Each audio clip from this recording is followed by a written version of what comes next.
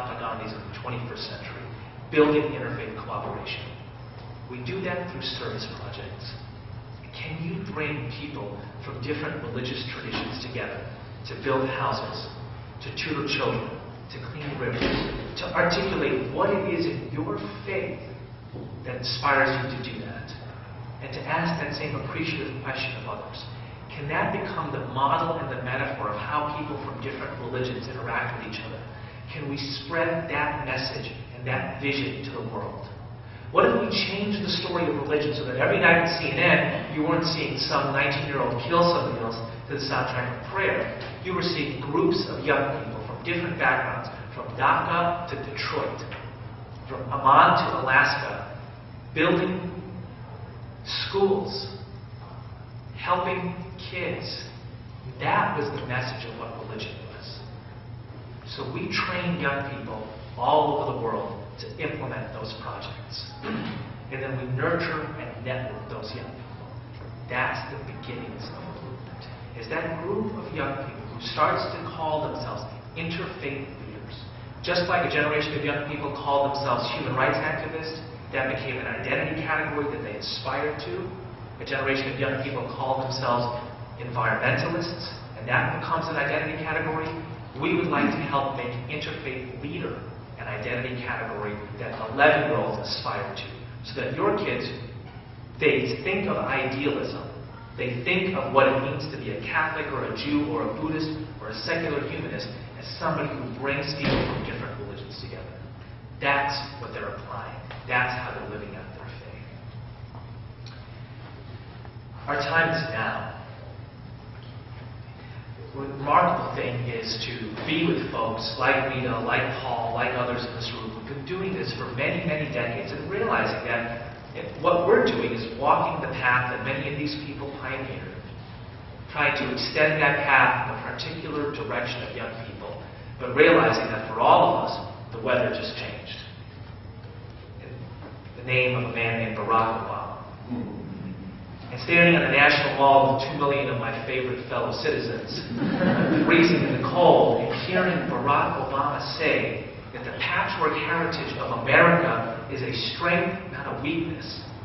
We are a nation of Christians and Muslims, Jews and Hindus and non-believers. We have tasted the bitter swill of civil war and segregation and come out stronger and more united.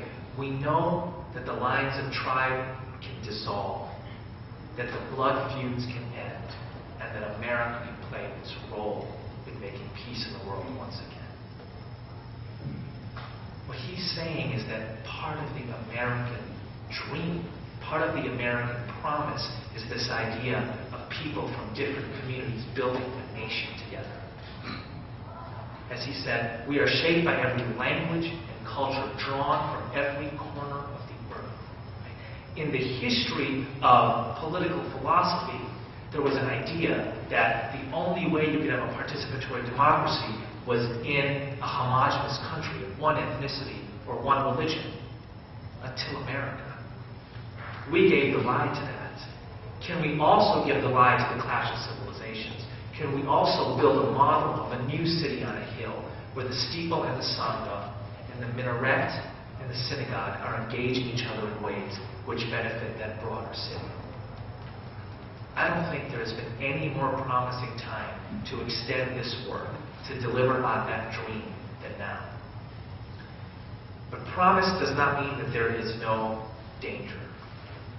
And I think part of the promise of doing this work now, of building this movement now, of calling ourselves interfaith leaders, of investing in young people as the next generation of this, and giving them concrete opportunities to apply it, is to realize the danger. And I want to end with a little bit of light and a little bit of darkness and a whole lot of hope, in the words of William Stafford, a great Native American poet.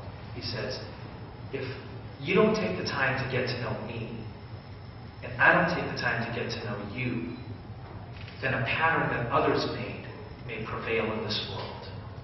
And following the wrong of God home, we could miss our star. Those who are awake must be awake now, or else fall in line will lull us back to sleep. The signals we give, yes or no or maybe, must be clear now. The The darkness around us is deep. Sakamaker, may God give you goodness. Thank you.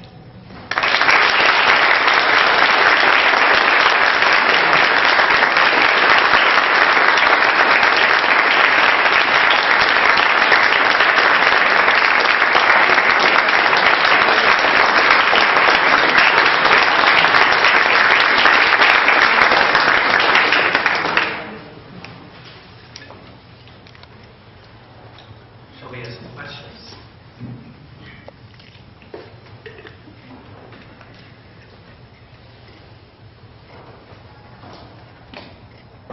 Perhaps to start with the president of the university. If I can pick on someone. Tell me a little bit programmatically what you do, what this thing looks like. Sure. Well, over the next two days, USF will experience that, and I think has experienced that in the past, which is part of our role is to do just what you saw now, which is to come to campus and articulate a vision of religious pluralism, and then to do several trainings with students and staff and faculty on how to make that real on campus, particularly through Interfaith Service Projects. So several IFIC staff members, just raise your hands, Hannah and Janan and Julie. They'll be here for the next couple of days, and they'll be working with university ministry, and I think some folks in your administration and faculty, and teaching workshops called Religious Pluralism 101, called Basics of Interfaith Dialogue, called Interfaith Storytelling. And all of those workshops build the skills of being an interfaith leader. Then we'll do two things after that. Number one is we will help those students and that staff and that faculty apply those skills in a concrete project here, Interfaith Service Projects. Right? And this is the kind of stuff that actually, we're an exciting mix in the Bay Area with the URI and the Interfaith Center at the Presidio and the Interfaith Council and several other places. There's a lot of partnerships happening. Right? Our particular role in that is the training and inspiring the students to be able to participate in those interfaith service projects. But the other thing that we do is we say to those students and that staff that all over the country, all over the world, this is a growing movement. This isn't just happening at USF. We have a staff of 7 people we have a staff of 27 people, but 7 of whom are on the road all the time. I apologize to their partners and husbands and wives whenever I see them because, people like Janan are heroically somewhere between India and Indianapolis doing these kinds of trainings and telling the story of this growing movement. And we're building a network of these young people so that when you get your training and apply your project, you can go online and be part of our Interfaith Bridge Builders Network and have discussions and share ideas and best practices and new projects and initiatives with interfaith leaders all over the world. So that's what it actually looks like. And our ultimate vision for this is that this is the environmental movement of the next decade. Which is to say, I define a movement as a group of individuals and institutions making an idea reality. The idea of the interfaith cooperation movement is that people from different religious backgrounds should be living together with equal dignity and mutual loyalty. And we are, hopefully, building a culture and a network a set of creativity and buzz that is continually making that a reality. And one of the primary places for that is on college campuses. And Hannah, were you going to hold something up? You come and fill this out after the talk. You'll be put on that online website that we talked about, this network of leaders. You can find out more about all the programs that we do and the ways that you can be involved and lead them here. And this is for our conference in the fall, so it's up. Yes. So I know that USF is part of the Ignatian Solidarity Network, which is Jesuit institutions for high school and colleges throughout the country. So is this something you're doing just with USF, or is there a collaboration through that network and process? That's a great question. Is Xavier University in Cincinnati part of that? So we were at Xavier 18 months ago.